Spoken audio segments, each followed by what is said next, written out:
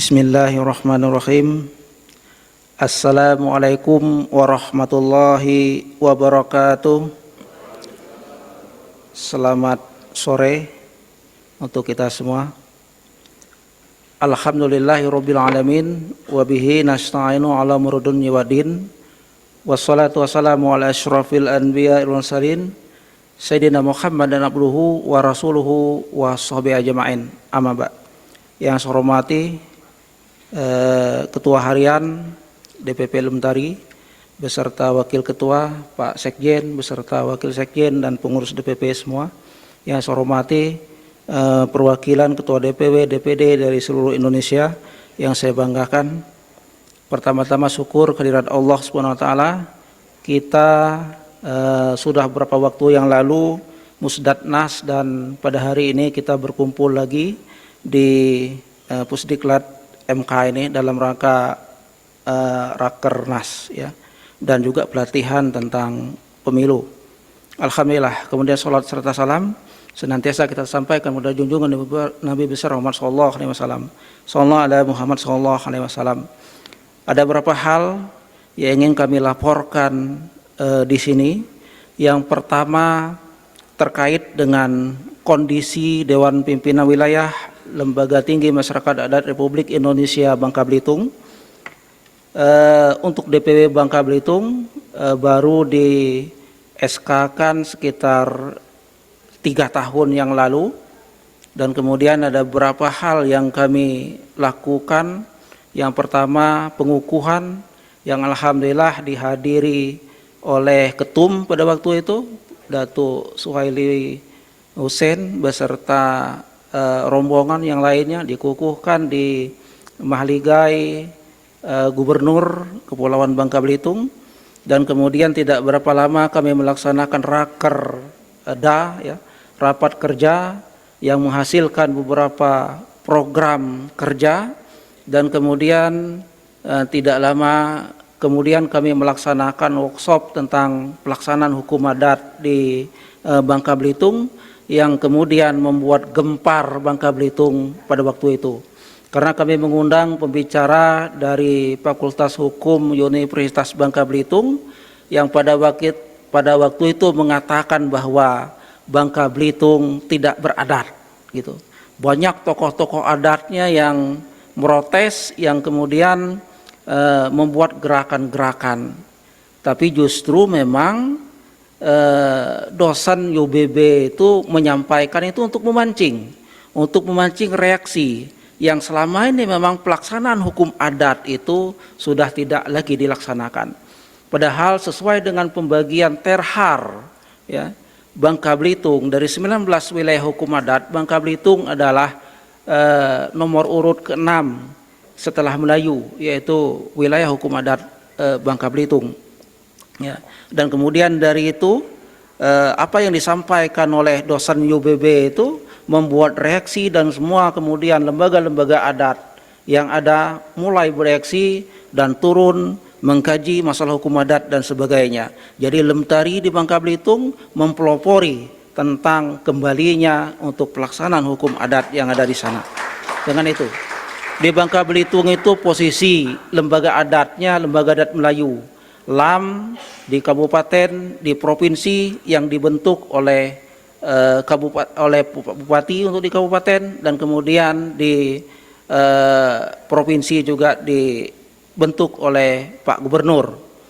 Dan alhamdulillah posisinya memang saya sendiri di kabupaten, tempat saya sebagai ketua LAM, kemudian di provinsi saya sebagai anggota Marwah. Namun kemudian saya milih Lemtari karena memang selama ini LAM itu hanya mengandalkan anggaran-anggaran dari pemerintah, hanya mengandalkan anggaran itu, kunjungan kerja situ, kunjung kerja sini, menghabiskan duit, tapi tidak ada fungsinya terhadap masyarakat hukum adat. Oleh karena itu Lemtari kita laksanakan untuk apa ini mempelopori berjalannya masalah hukum adat ya itu. Dan kemudian daripada itu Rakerda itu kami menghasilkan beberapa, di antaranya Perdatda ya, peraturan adat daerah yang kemudian kita mengumpulkan hukum-hukum adat yang ada di Bangka Belitung, di daerah-daerah masyarakat hukum adat, seperti seandainya hukum adat tentang boyong. Tentang boyong itu hukum adat terhadap perkawinan sedarah, kemudian hukum adat tentang pencurian atau maling, kemudian hukum adat tentang betian di hutan atau berzina, dan kemudian pantang larang yang ada. Di situ memang sudah ada hukum adatnya, kemudian kita kumpulkan, kita bentuk semacam perdada, peraturan adat daerah yang kemudian kita berusaha untuk fungsikan. Untuk itu kemudian kita dekati pemerintah, Pak Gubernur, Bupati, yang kemudian kita masuk dan kita susupkan melalui peraturan-peraturan daerah yang ada. Kita nyusup di situ, kita masuk agar hukum adat ini berlaku. Dan kemudian kita juga langsung turun ke desa. Karena kenapa? Di desa itu ternyata hukum adat itu bisa diberlakukan.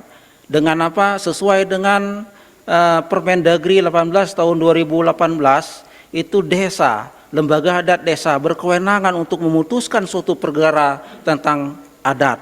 Oleh karena itu, kemudian di desa-desa kita bentuk lembaga adat desa sesuai dengan peraturan Menteri Dalam Negeri itu, dan kemudian sudah ada beberapa desa yang melaksanakan daripada hukum adat itu sendiri. Dan kemudian ada beberapa daerah seperti di Kota Pangkal Pinang, di Bangka Barat, dan tempat lainnya. Kita juga mendekati aparat penegak hukum, APH. Untuk apa? Karena untuk kejaksaan itu ada peraturan kejaksaan tentang restoratif justice, dan kemudian polisi juga demikian, dan sudah ada beberapa kasus yang terhadap hukum adat ini kemudian diselesaikan dengan restoratif justice, baik melalui kejaksaan dan kemudian dari kepolisian yang sesuai dengan itu, dan kita masuk untuk itu semua. Jadi itu kondisi pelaksanaan Lemtari di Bangka Belitung. Dan kemudian kita juga sudah membentuk beberapa DPD ya di Kota Pangkal Pinang. Kemarin waktu Musdatnas datang hadir di sini, kebetulan beliau itu sebelumnya pangkatnya AKBP dari Polrian, kemudian mutasi ke dosen, menjadi dosen di IAIN Syekh Abdurrahman Siddiq, yang kebetulan kita juga bersama-sama di situ, kita tunjuk dan kemudian dibentuk DPD baru sekitar 3 bulan yang lalu kita bentuk, dan kemudian ikut kemarin pada waktu Musdatnas. Hari ini sebetulnya mau ikut juga, dan kami banyak yang tidak bisa datang. Oh ya, saya lupa tadi, kami ada beberapa pasukan yang datang pada hari ini, ada 3 orang, dan saya perkenalkan satunya Datu Effendi Harun, silakan berdiri. Tadi lupa saya memperkenalkan. Beliau ini penasehat Lemtari, dan kemudian dari satu lagi mungkin masih di kamar. Dan seyogyanya kita ada 2 orang lagi yang mau berangkat, cuman tidak dapat tiket. Ya, kita sudah booking dan kemudian full. Jadi tiket untuk ke Jakarta dari Bangka Belitung banyak yang full. Jadi tidak bisa datang, termasuk yang kemarin mau datang itu.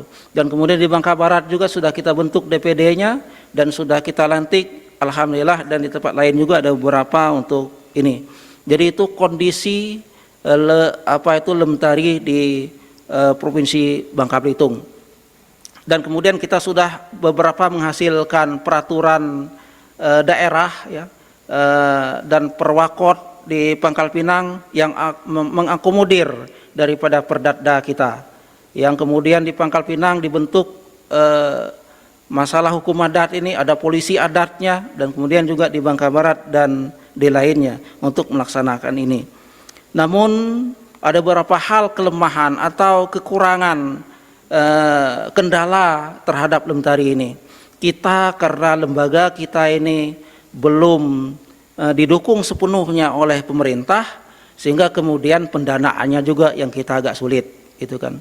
Seperti kita berangkat ke sini berangkat untuk kegiatan-kegiatan, juga untuk sosialisasi itu betul-betul Lemtari mandiri gitu kan, dari biaya sendiri itu. Oleh karena itu di Musdatnas kemarin kita berharap bahwa Lemtari ini menjadi lembaga yang dibiayai oleh negara, yang kemudian nanti di DPW juga akan mendapat kucuran itu, dan insya Allah kita akan lebih kuat lagi, akan lebih ini lagi untuk kedepannya. Demikian, dan kemudian ada beberapa hal yang ingin kami sarankan kepada DPP.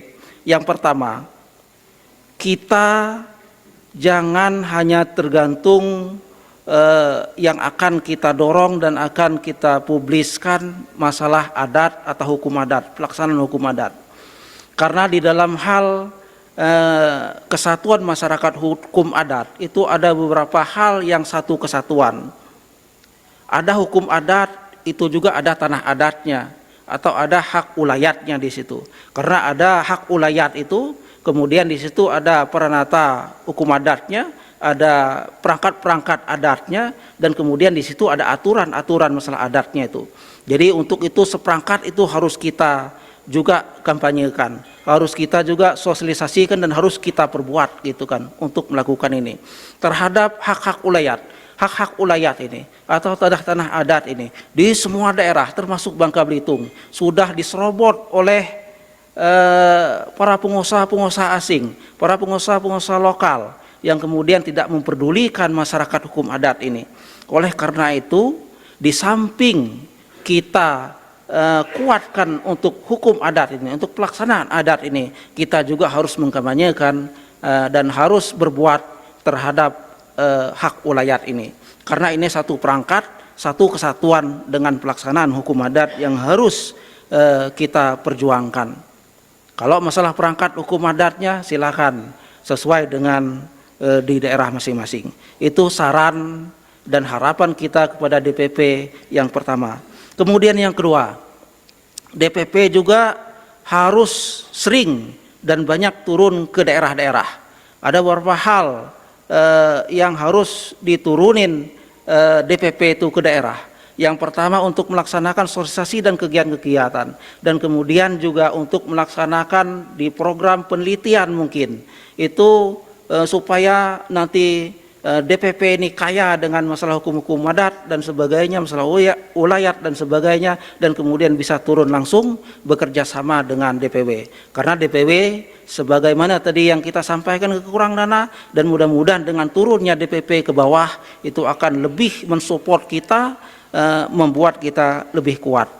Dan juga terhadap pelaksanaan hukum adat ini yang ketiga, kita harapkan ke DPP juga untuk membuat surat, sepucuk surat, bahwa tujuannya bisa ke kepala-kepala daerah atau ke DPW yang ditembuskan ke kepala daerah, atau ke kepala daerah ditembuskan kepada DPW untuk mengikut sertakan Lemtari ini untuk pelaksanaan hukum-hukum adat sesuai dengan Permendagri 52 kalau nggak salah itu terkait dengan pelaksanaan hukum adat di daerah. Dan kemudian juga untuk melaksanakan ini semua. Jadi DPW juga harus membuat surat supaya itu untuk kekuatan kita di wilayah. Kita wilayah merujuk surat DPP seandainya kan, untuk melibatkan ini, dan kemudian kita surati kepala-kepala daerah gitu kan. Itu yang harapan kita kepada DPP ke depannya, ya itu. Kemudian untuk supaya lebih kuat lembaga tinggi masyarakat adat Republik Indonesia ini, tidak hanya di legislatif yang memang pembina kita adalah Ketua MPR, dan kemudian Pak Jimli, dan kemudian salah satunya adalah ketumnya dari MK ini, tapi tetap kita untuk berupaya melobi ke Pak Presiden, ke menteri-menteri terkait supaya memang Lemtari ini dijadikan yang dibiayai oleh negara. Jangan kita hanya teori-teori tapi tidak dilaksanakan. Itu harapan kami DPW kepada DPP. Jadi semoga ini semakin cepat gitu terwujud untuk ini semua, dan harus ada gerakan-gerakan yang dinikan terhadap peraturan perundangan yang kita perjuangkan juga. Jangan setelah ini kemudian kita hanya berpangku tangan untuk menunggu dan sebagainya. Memang kita sebagai lembaga adat memang harus berupaya kuat untuk melaksanakan ini sebagai apa itu lembaga adat yang kemarin Pak Ketua Harian menyampaikan di pembukaan adalah lembaga adat yang satu-satunya di Republik ini. Oleh karena itu kita jadikanlah lembaga tinggi masyarakat adat ini yang betul-betul satu-satunya dan kemudian dibiayai oleh negara. Mungkin itu dari Bangka Belitung. Apabila ada kesalahan kami mohon maaf. Tak ada gating yang tak retak, retaknya itu bagaikan ukiran. Tak ada kata-kata kami yang tidak salah, salahnya itu mohon dimaafkan. Dan kemudian juga kami mohon maaf tadi agak terlambat persoalannya karena kemarin full booking untuk tiket dan kemarin baru hari ini dapatnya. Dan untuk pulang juga kami belum tahu ini, belum tahu dapat apa enggaknya. Ya karena memang 2-3 hari ini memang agak sulit. Demikian bila topik walidayah. Wassalamualaikum warahmatullahi wabarakatuh.